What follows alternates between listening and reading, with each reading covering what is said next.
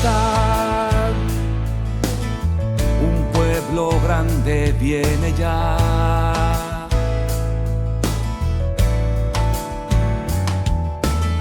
Semejante a él no lo hubo ni lo habrá jamás.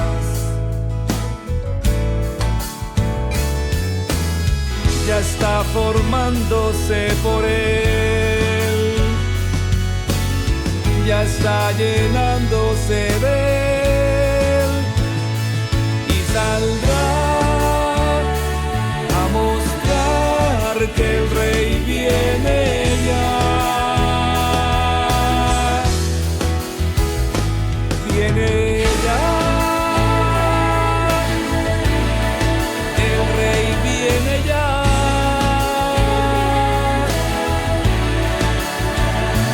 La trompeta está sonando, su pregón está anunciando, viene ya.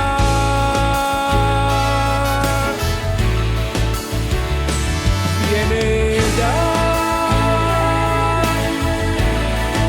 el rey viene ya.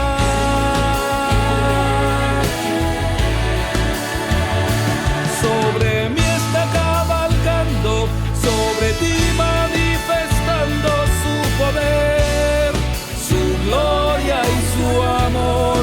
El rey viene ya. El rey viene ya.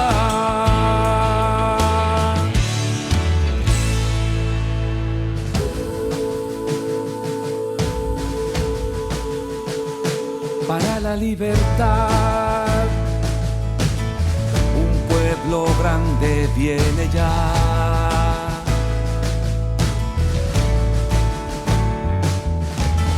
Semejante a él no lo hubo ni lo habrá jamás.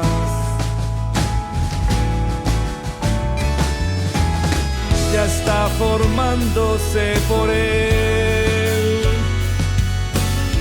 ya está llenándose de él y saldrá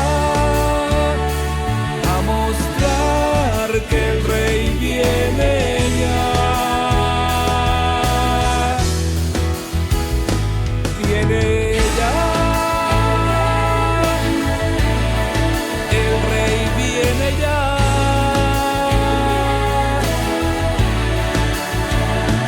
La trompeta está sonando, su pregón está anunciando, viene ya.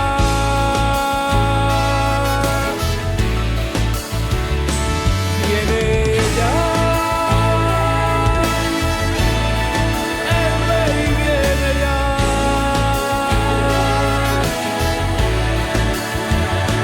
Sobre mí está cabalgando, sobre ti manifestando su poder, su gloria y su amor.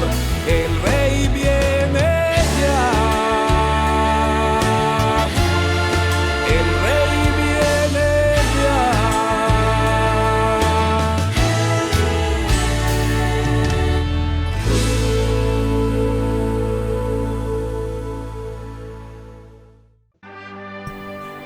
Muy buenas noches y bienvenidos a su espacio Volviendo a las Sendas Antiguas, un programa dedicado a restaurar aquellos valores que varios hombres y mujeres de fe nos han legado y que parecían olvidados. En esta semana que está transcurriendo, cumplimos 7 meses de transmisión continua e ininterrumpida desde que empezó toda esta historia del confinamiento. Muy bien, por esa causa estamos cerrando distintos círculos temáticos para poder estructurar, anudar, consolidar, para que estés arraigado y cimentado en la santísima fe y que tengas no un entendimiento atomizado, fragmentado, sino conceptos unidos, coherentes de la totalidad de la palabra y su revelación. En esta ocasión vamos a tocar otro tema que hemos desarrollado por bastantes ocasiones en diferentes devocionales y nocturnas, que es el punto de la ley y la ley como ayo para conducirnos a Cristo, la ley como instrumento para conocer el pecado, como dice el apóstol Pablo en Romanos, conocí el pecado por la ley, etcétera, etcétera. Pecado es la transgresión de la ley. Bien, entonces vamos a proyectar desde ahí para nosotros, no para estudiar historia. No nos interesa la historia de unos hebreos alpargatones que caminaron en el desierto. Eso no es nuestro punto. Nuestra existencia ahora y de qué manera hay una afectación histórica o profética. Entonces, de una vez, de un plumazo decimos, histórica, no hay. Eso es otra cosa, ya, olvídate. Eso es historia. Debemos estudiar la historia de las comunidades del Amazonas y igual. Esto es con una repercusión de tipo profético, porque cuando Dios elige a una persona o a una familia o a un pueblo, es para ilustrar a través de esa vida, a través de ese comportamiento, de esa asociación, de esa convivencia, de esos movimientos, batallas, conflictos, todo lo que tuviese que ver en torno a eso. Entonces, ese es el punto.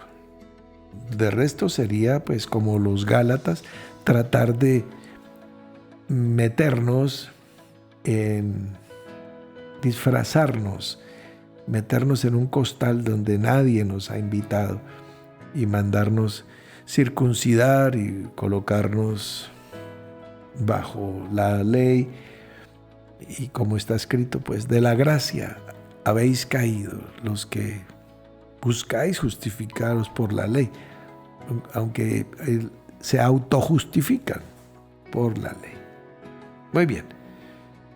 Pero no vamos a ver eso, vamos a ver solamente lo bueno, lo digno de buen nombre. Si hay virtud alguna en eso, vamos a pensar y de eso vamos a enseñar. No nos vamos a quedar mirando los malos ejemplos de los judaizantes en la iglesia de los Gálatas. Muy bien. Empecemos, por ejemplo, con la epístola que el apóstol Pablo les dirige a ellos y dice en el capítulo 3, versículo 10, así como para calentar motores, y versículo 11, también lo podemos leer, que dice así: porque todos los que dependen de las obras de la ley están bajo maldición. Pues escrito está: maldito todo aquel que no permaneciere en todas las cosas escritas en el libro de la ley para hacerlas. Todo el que no permanezca en todas las cosas escritas está maldito. Y el pueblo le dio el amén a este contrato. Bueno, como les digo, siempre hay que leer la letra menuda porque aplican condiciones y restricciones. Bueno, quedó así. Lo pueden ver ustedes en el libro de Deuteronomio, ¿sí? Entonces, capítulo 27, versículo 26. ¿Sí? Devarim. Segunda ley, el libro de las palabras, ahí está. Maldito todo aquel que no permaneciere en todas las cosas escritas en el libro de la ley para hacerlas. ¡Wow! Muy tremendo. Bien. Y continúa, versículo 11. Y que por la ley ninguno, si escucharon bien, ninguno se justifica para con Dios. Por la ley ninguno se justifica para con Dios. Es evidente porque el justo por la fe vivirá. ¡Qué tremendo! ¿Quién dijo que el justo por la fe vivirá? Eso fue Martín Lutero. No, pero espérate. O sea, Martín Lutero sí lo dijo, pero citando.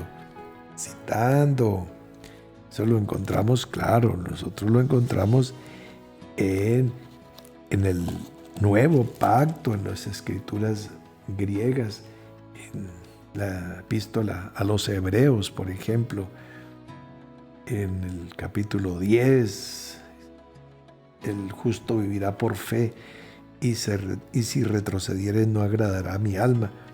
10:38 de Hebreos.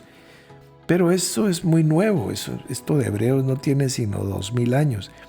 Pero casi 700 años antes de la epístola a los Hebreos, ya Habacuc lo estaba escribiendo. Capítulo 2 del libro de Habacuc, versículo 4. El justo por la fe vivirá. Tremendo. Pero no dice el israelita por la fe vivirá. No dice el hombre por la fe vivirá. Dice el justo, el sadik.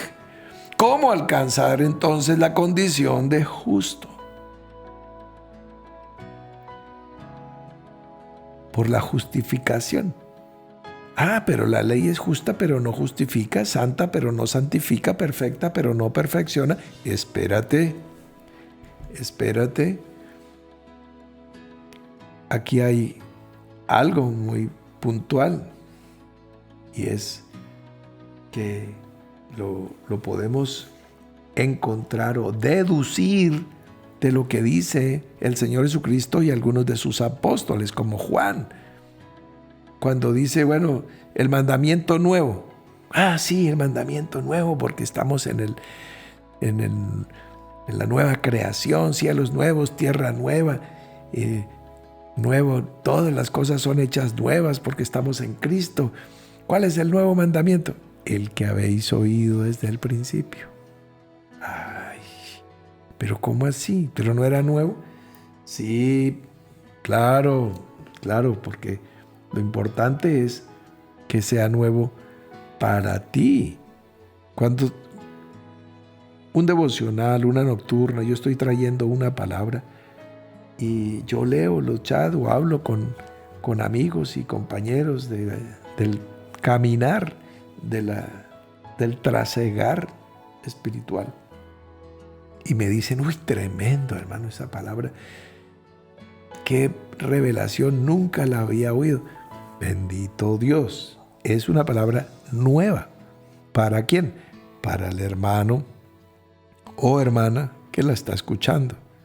Y eso no es mentira, es nueva.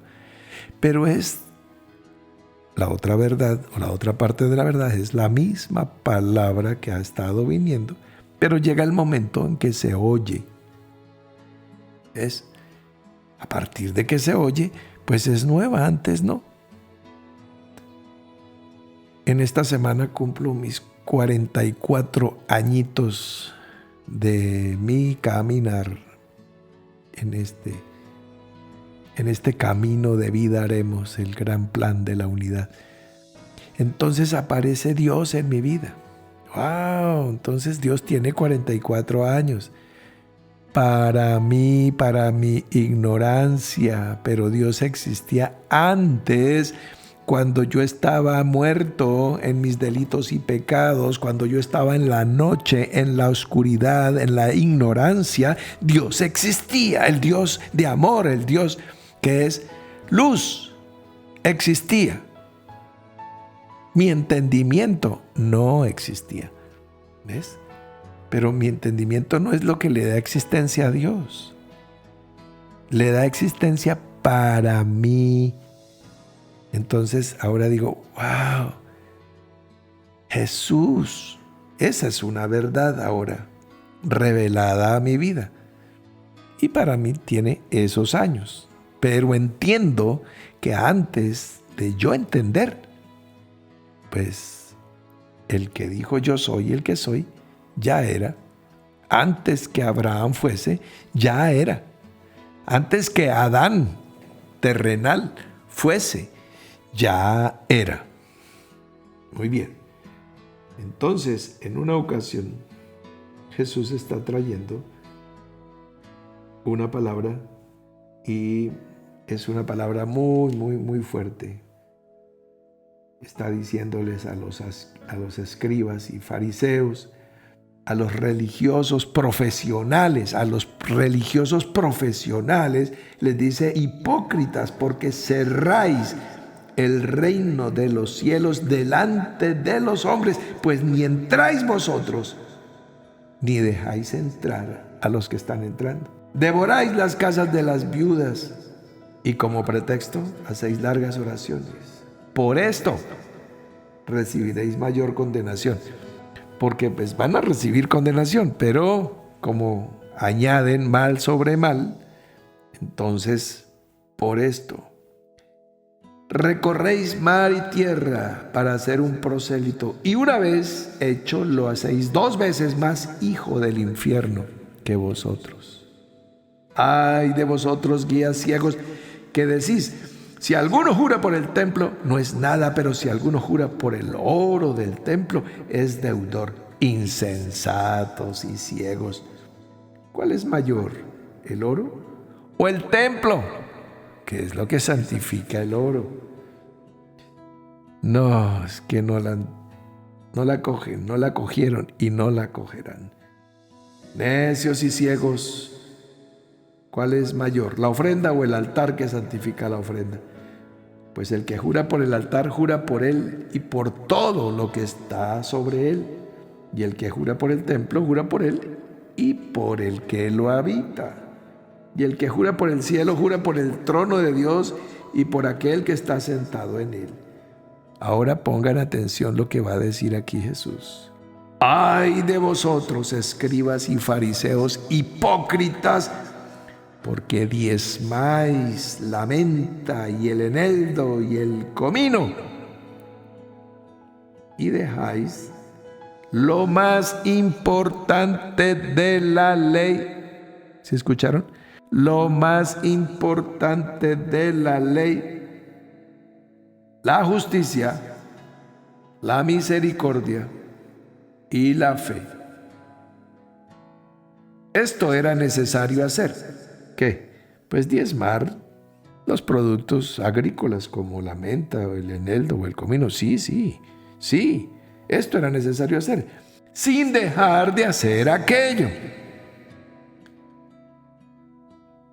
Guías ciegos, que coláis el mosquito y tragáis el camello. O sea, coláis el mosquito, hicieron las cosas menudas, las cosas pequeñas, diezmando cominos, pero se tragaron el camello. O sea, ¿para qué nos sirve un colador, un cernidor, un filtro? Para dejar afuera algo, porque somos puros, porque somos santos, vamos a poner este velo, pero se nos cuela lo más grande, del tamaño de un camello.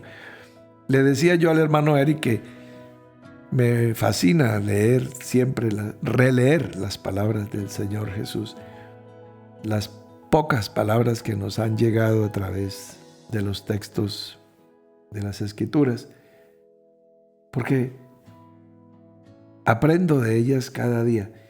Y, por ejemplo, el utilizar la exageración como método de la enseñanza, colocando el mosquito y el camello, o sea, una cosa pequeñita, microscópica, y una cosa inmensa, ¿sí? Es que un camello pues no nos cabe ni en el apartamento donde vivimos, en la casa. Es un animal gigantesco y un mosquito. Entonces decimos, ay, esto es pecadito. Esto es pecadito. Pero faltar a la justicia, toda injusticia es pecado. Faltar a la misericordia, que es misericordia, exactamente como el buen samaritano fue revelado en esa parábola del mismo Señor Jesús, cuando dijo, ¿quién es el prójimo? El que se acercó a él y derramó aceite y le dio vino y lo levantó y lo cargó en su cabalgadura y lo llevó hasta donde el posadero y pagó por él, al menos por 2 días, al menos eso, mientras volvía, cubría sus gastos. Entonces, cuando pregunta a Jesús, ¿quién es el prójimo?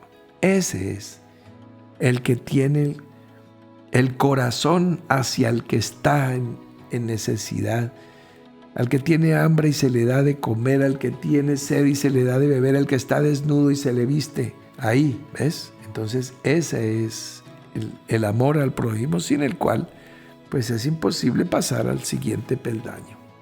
Entonces ya vimos la justicia, pues moviéndose en injusticia, la misericordia y la fe, ¿sí? Consideremos por unos instantes algo de lo que aparece allí en el relato del buen samaritano. Este hombre que descendía de Jerusalén, que generalmente el que cae así es porque desciende de Jerusalén a Jericó, nunca ascendiendo, generalmente no te va a pasar eso. Pero bueno, descendía de Jerusalén a Jericó y cayó en manos de ladrones, los cuales lo despojaron y lo hirieron.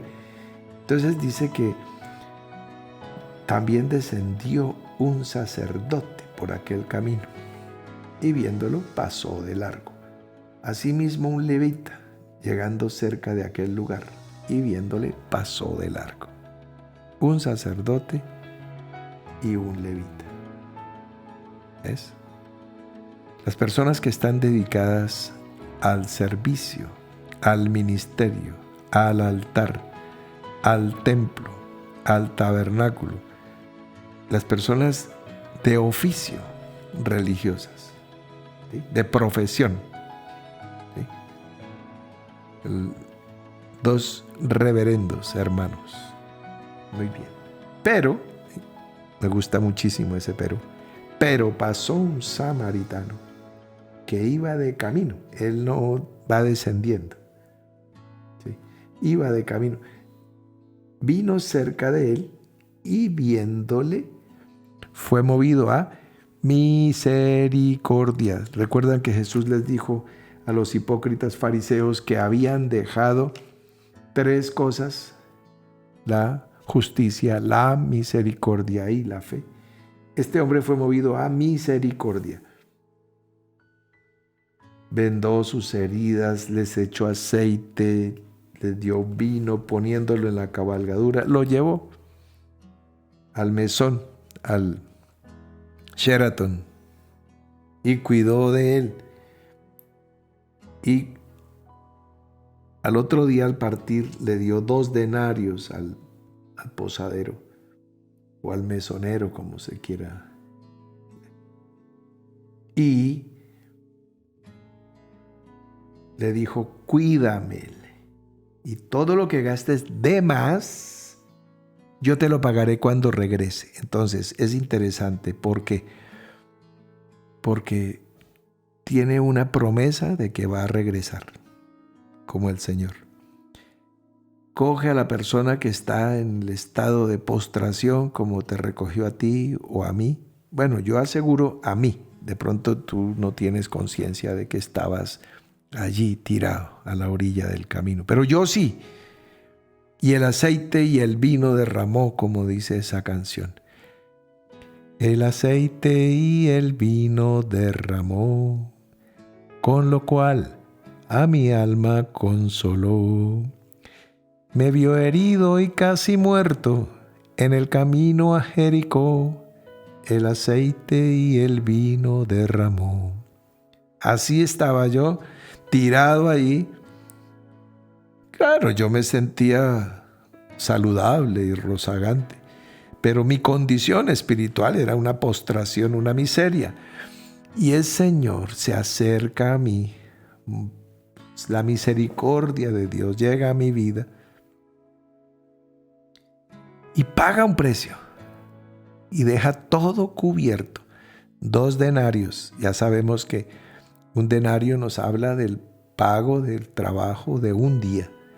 Paga por 2 días. Profeta Oseas, capítulo 6, nos dice, nos dará vida después de 2 días. Dejó pago todo, cubierto todo por 2000 años, porque un día es como 1000 años. Cubrió tus gastos, limpió tus heridas, las vendó y pagó el precio por todo lo que se necesitaba, lo que tú necesitabas, lo que yo necesitaba. Y dice más, lo que falte, yo lo pagaré cuando regrese si llega a faltar algo. Esto me conmueve hasta las entrañas. Y entonces Jesús dice, ¿quién de estos 3 fue el prójimo del que estaba caído? ¿El sacerdote o el levita? Y entonces el intérprete de la ley, que es el que está preguntando que quién es el prójimo, él mismo dijo, el que usó de misericordia. Y Jesús le dijo, ve y haz tú lo mismo. O sea, usemos de misericordia, porque al hacer la misericordia estamos amando al prójimo. Estamos cumpliendo la ley, ¿recuerdas? Porque el mismo intérprete de la ley le dijo al Señor Jesús, ¿haciendo qué cosa heredaré la vida eterna? Y Jesús le respondió, ¿qué está escrito en la ley? Y él le respondió, amarás al Señor tu Dios con todo tu corazón y con toda tu alma y con todas tus fuerzas y con toda tu mente, y a tu prójimo como a ti mismo.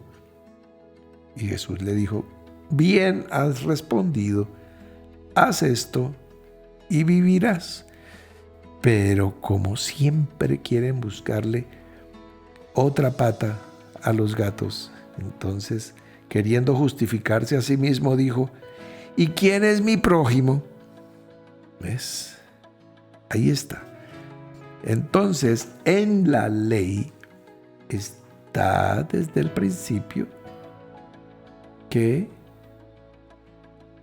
el amor al prójimo como a ti mismo, o sea, está el amor a ti mismo, está el amor al prójimo, está el amor a Dios, completo, total, absoluto, integral.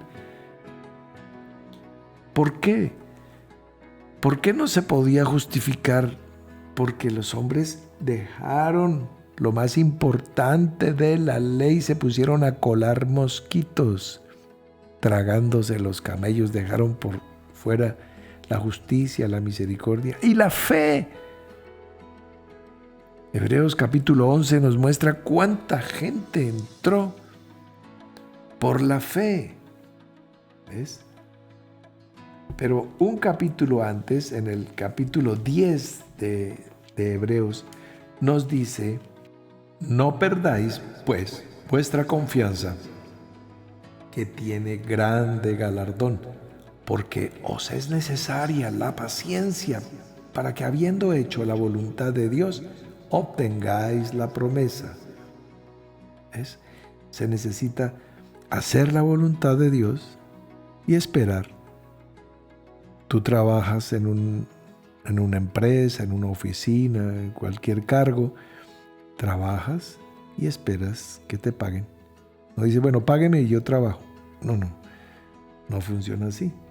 Entonces, habiendo hecho la voluntad de Dios, se necesita la paciencia para obtener la promesa. En estos días escuchaba a un amigo muy querido que teorizando un poco sobre eso, sin entender este pedacito. Para obtener la promesa se necesita haber hecho la voluntad de Dios y tener la paciencia para obtener la promesa. Pero si no se tiene la paciencia y no se hace la voluntad de Dios, ¿cómo puede venir la promesa? La palabra paciencia es un término griego que literalmente dice upomone. Upo, que es el mismo hipo, como el hipotálamo del hipopótamo, hipo, que significa debajo, y mone, que significa permanecer.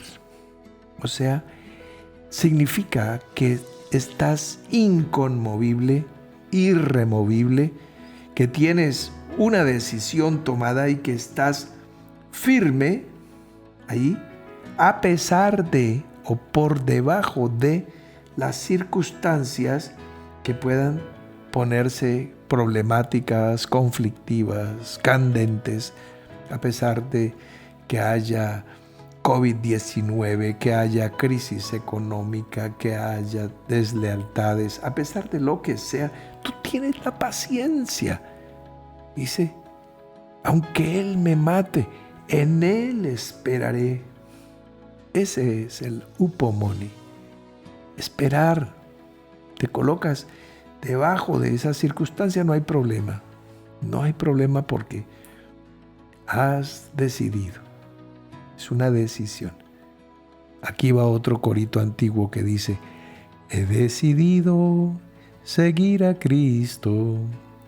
He decidido seguir a Cristo.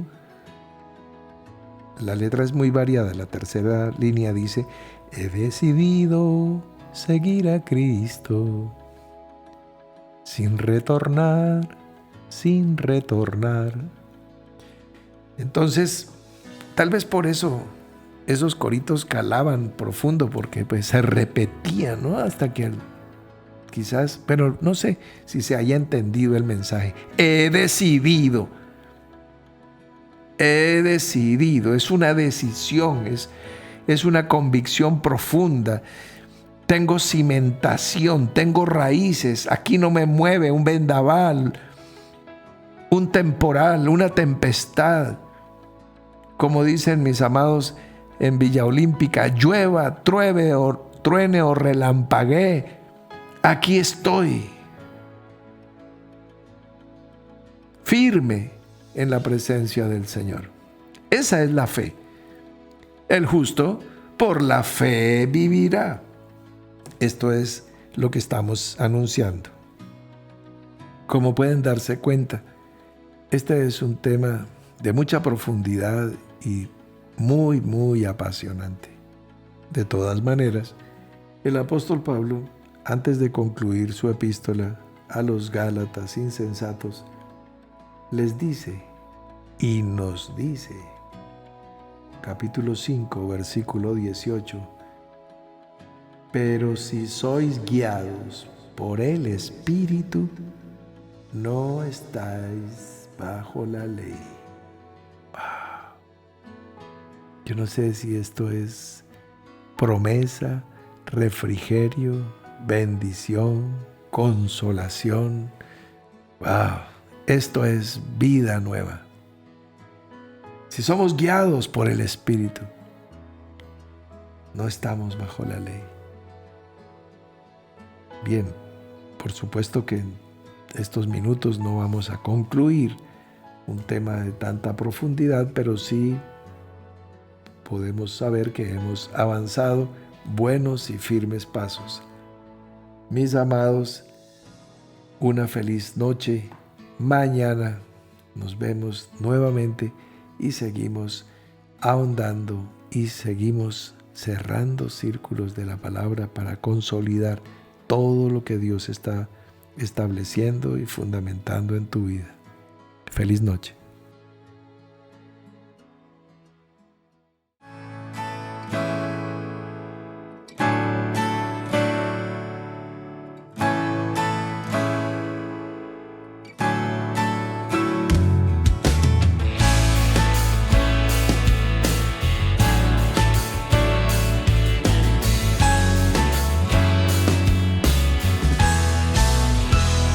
Para la libertad. Un pueblo grande viene ya.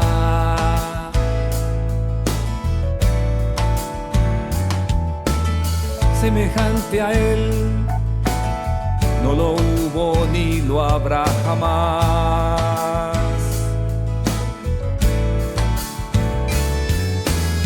Ya está formándose por él, ya está llenándose de él y saldrá a mostrar que el Rey viene ya. Viene ya, el Rey viene ya.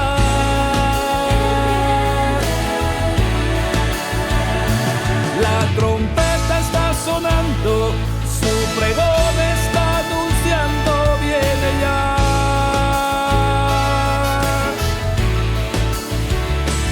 Viene ya, el Rey viene ya.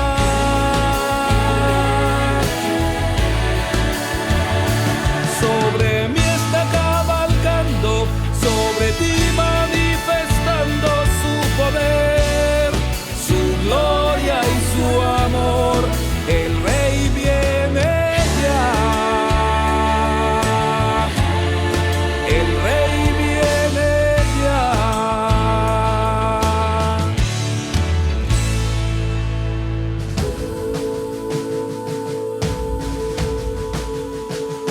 Para la libertad, un pueblo grande viene ya.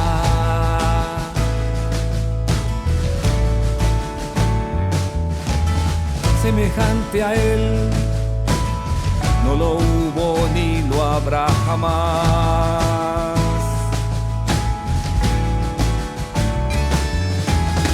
Ya está formándose por él,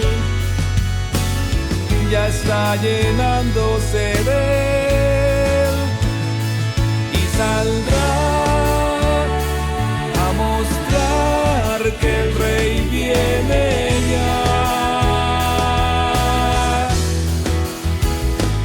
Viene ya,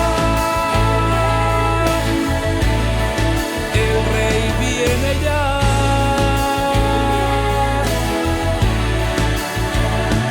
La trompeta está sonando, su pregón está